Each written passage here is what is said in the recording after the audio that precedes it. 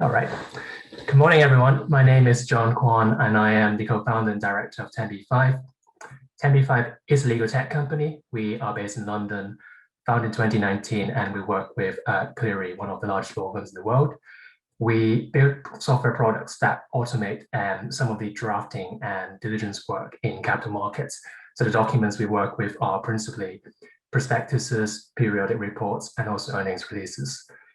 We currently have a number of paying customers, and they're all some of the largest law firms in the world. We have a broad objective, which is to reduce the overall cost of access to capital markets, which is currently prohibitively expensive for many businesses, which is a real problem because capital markets is a vital source of funding for businesses, and the alternatives are not that attractive. So you're looking at commercial lending or getting a hand from the government otherwise.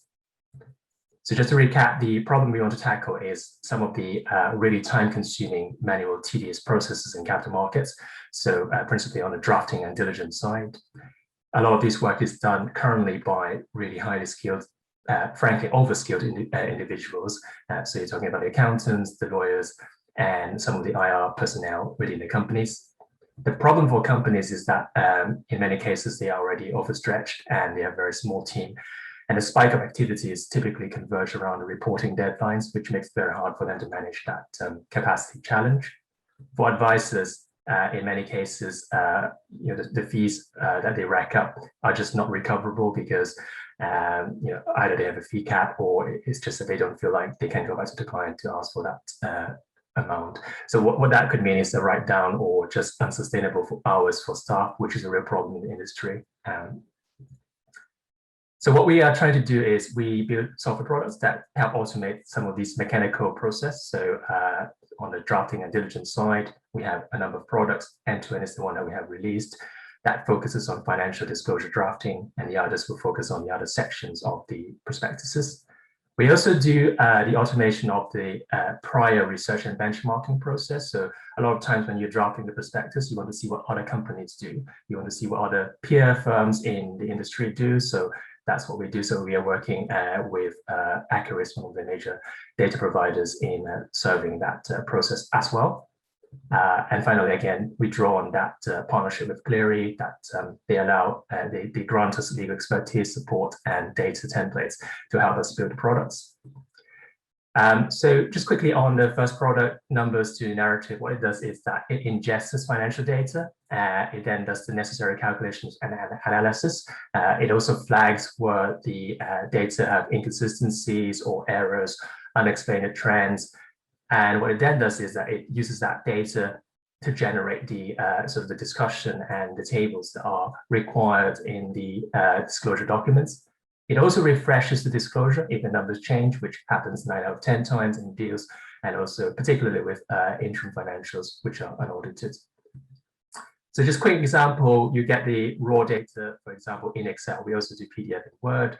You get that data, you put it into the software, and what you get.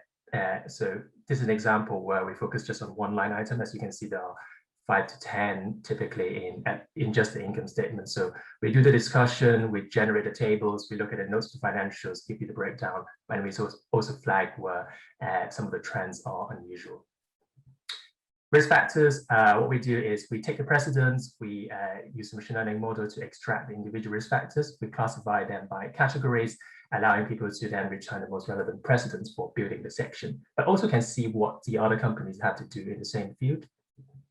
So very quickly, the team, very diverse team. We have 7 full-time employees today, principally lawyers and technologists, a range of backgrounds in corporates and startups previously. We have this partnership with Cleary I mentioned. They also have a small minority stake. We are supported by very experienced advisors from data providers, law firms, and consultancies. Testimonials, I wouldn't go through all of them, but as you can see, we work with some of the large law firms, so Cleary, some of the magic circle firms I can't name, but as you can see, they're all very happy with working with us. And the best thing about working with them is that we get a lot of feedback to improve our product continuously. So we are tackling a very large market, so about over $2 billion. Today we have 5 customers. We only started generating revenue from March this year, but we are really looking forward to our next stage of growth. Thank you very much for listening to my presentation. Brilliant. Thank you so much, John. And now I believe it's the time for the Q&A. So what I will do is I will let the judges volunteer first if there are any burning questions that you want to ask. Hugo. Hey, John. Well done. There was a yeah, really great presentation and fantastic product. So I guess at the end of your presentation, you were kind of like touching on your growth plan. Would you mind kind of like elaborating a bit more on yeah, sure. So the product that we had put out was the one that do the financial disclosure. So we see that as a continuous plan, focusing on the other section of the prospectus, which is a lot more text heavy. So there we use a lot of natural language processing, do a range of tasks, classification, summarization, paraphrasing, name entity recognition, and all that. So that it is a case that we want to cross-sell to the existing customers, but also to go to companies directly. Because as you can see, we are going with the advisors now, but there's no reason why we shouldn't go to the companies because they do the filings every quarter as well.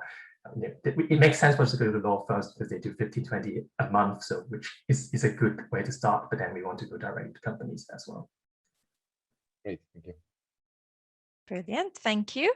And Shan, I've seen your hand up. Would you like to ask your question?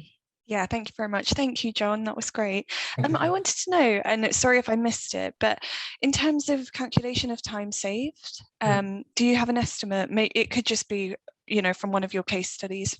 Yeah, no, absolutely. So we did one with a Swedish firm, Vinje, a Nasdaq Stockholm IPO. So they said they would otherwise spend about 35 hours to do a first draft of that disclosure. But actually what happened is it took only under 2 hours to do it. And what is more, the numbers actually changed for their case. So they haven't re-estimated how much it will cost them to do again if they have to redraft it. But I think the savings would be very substantial. So we would say about 85 to 95% saving, depending on how much the numbers change in the complexity. Thank you. That's great. Thank you. Brilliant. And we have time for one more question from our judging panel. I have another question, Carolina, if nobody else of course, yes, jump in. Please go. I just wanted to know if there have been any issues highlighted around the technology. So in your presentation, you said that it detects inconsistencies. So have any companies picked up on those actually being incorrect? If that makes sense. Actually, what typically happens is that when the lawyers got the financials from the company CFO or the accounting team, sometimes they made some manual errors before they even put in the machine. So what we can pick up is where the total doesn't add up, or that's the main one. So so for example, where the operating metric numbers go opposite to the top line, that sort of places we flag to them. Brilliant. Thank you very much, John, for your presentation.